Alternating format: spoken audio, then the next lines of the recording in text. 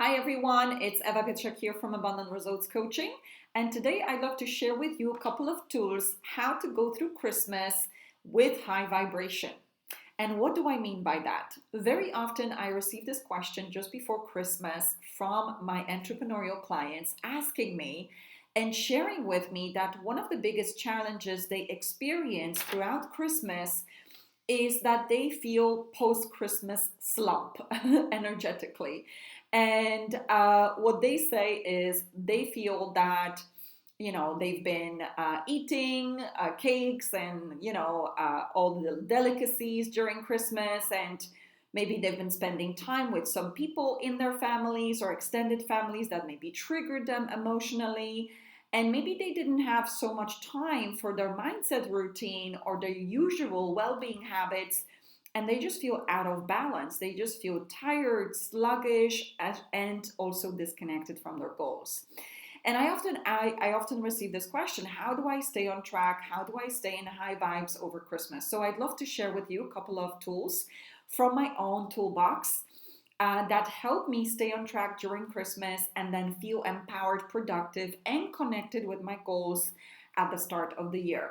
So, first things first, we want to remember around our oxygen, our well being, and mindset habits that keep us feeling inspired and empowered and positive and also non reactive. So, what is that? Well, I think for me, what's very important is to look into well being first. So, we know during Christmas, we might be eating foods that are on and off, and maybe many of them feel delicious, but they will make us feel lethargic. And this is totally okay, but we need to have some sort of toolbox to make sure that we are feeling well in our bodies. Because if we are feeling low in our bodies, we will feel low in our minds. So for me, I do my best to manage sugar and gluten, all the delicacies. I would eat some of them, but not necessarily binge eat. And also, I make sure that I take care of my well being in the process. And what I mean by that, I sleep enough and I do exercise my body.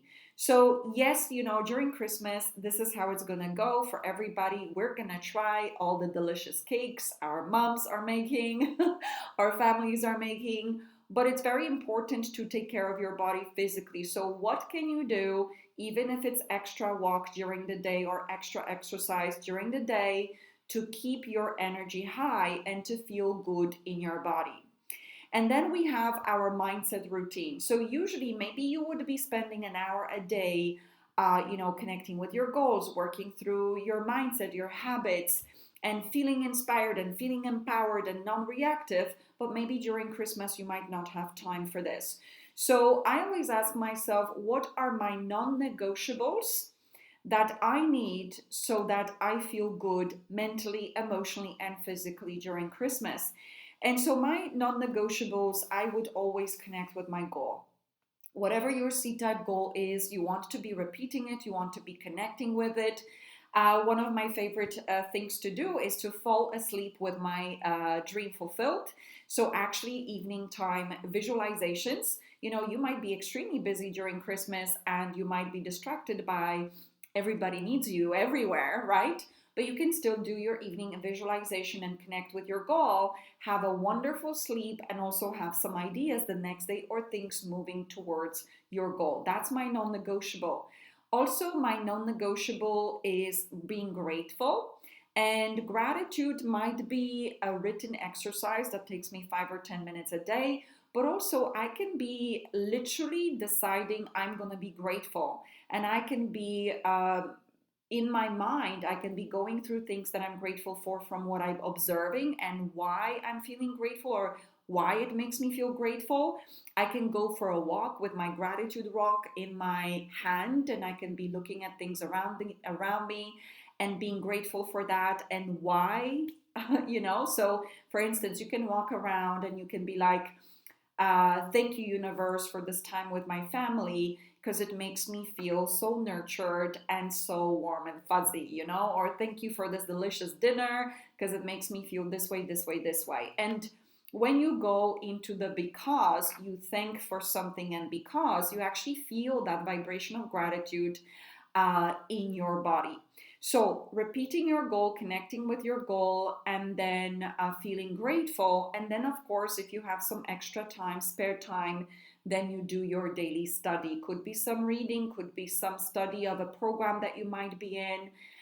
So, usually for me, this is nighttime. I personally love reading, and it's something that nobody needs to tell me to do. So I will read on the plane as I'm traveling to Poland right now to visit my family. I will be reading on the plane, and I will also be probably reading in the evenings, or I will be watching Christmas movies with my family. So it depends on the day. But if I have spare time, I do go into some form of study or reading that does raise my vibration and again reconnects me with my goal and reconnects me with my dreams. And then one other thing, it's a mindset toolbox in terms of managing your emotional state, because during Christmas, we might see our family members that maybe trigger us emotionally. Maybe they say something around our goals, or maybe they say something that just pokes us the wrong way. How do we stay empowered? Well, one of my favorite tools is facts and stories. It's not what somebody says or what somebody does that makes us feel low emotionally or triggered emotionally, but it's what our mind makes it mean what they say that triggers us emotionally. So I don't know, let's say, uh, okay, let's come up with my own example. It doesn't trigger me at all anymore, but let's suppose, right? I go and visit my aunties in Poland, and they start asking me, when am I going to get married and when am I going to have children and all that jazz. And in the past, it would make me feel like triggered. It would make me like, oh, it's none of their business. Why do they keep asking? Never good enough, no matter how wealthy and successful I am. It's just never going to be happy. But now I don't feel triggered at all. And it's because I understood that what they say is what they say, but what my mind makes it mean automatically is what makes me feel a certain way. So, for instance, let's say a few aunties ask me, when are you getting married? When are you having children? And then the old me, my mind would say, oh my God, I'm not good enough. They don't love me. It's like if I don't achieve according to the standards, I'm just not, not accepted in my family. It's never good enough, blah, blah, blah, blah, blah. And that would make me feel unloved, and that would make me feel triggered and actually sad.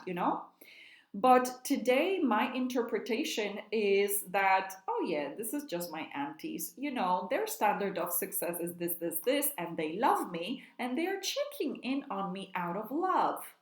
And so I can just turn it into a joke when I think this way, and I'm like, oh, thank you, aunties. You are so, interested in my personal life. I'm sure one day I will get married and maybe perhaps I will have children.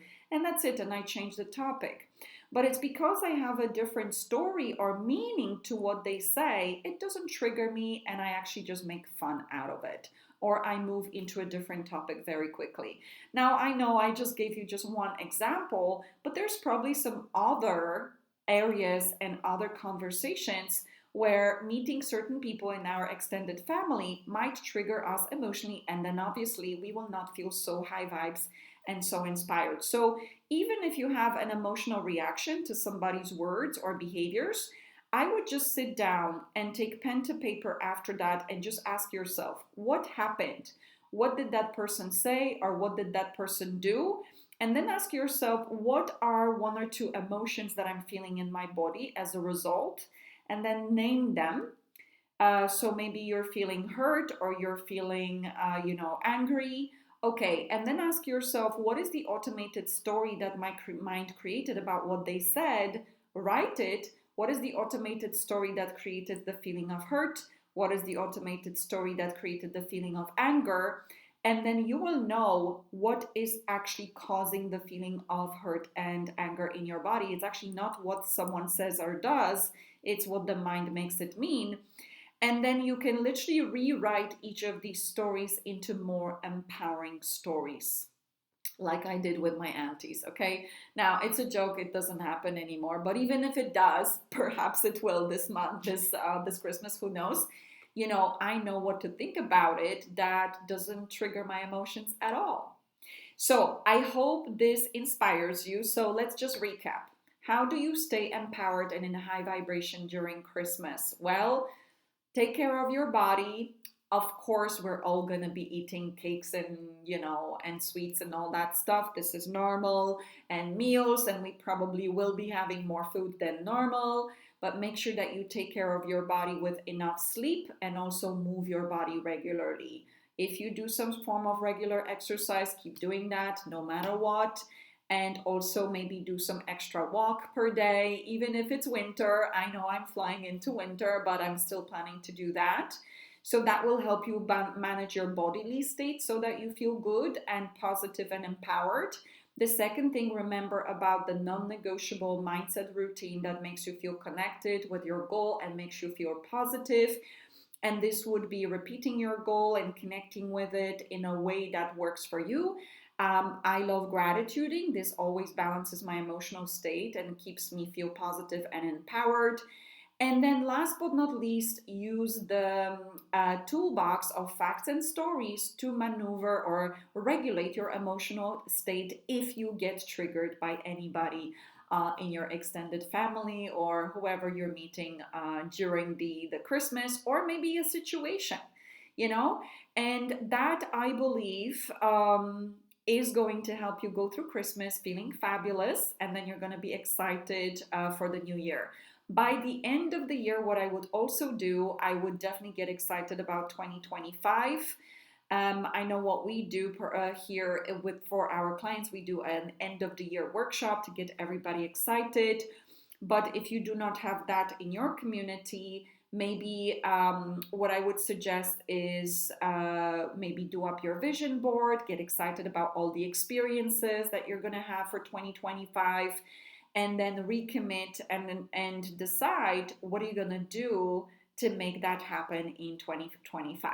So I hope that's helpful and supportive, and it's going to help you go through Christmas feeling fantastic. Have a beautiful day and enjoy implementing.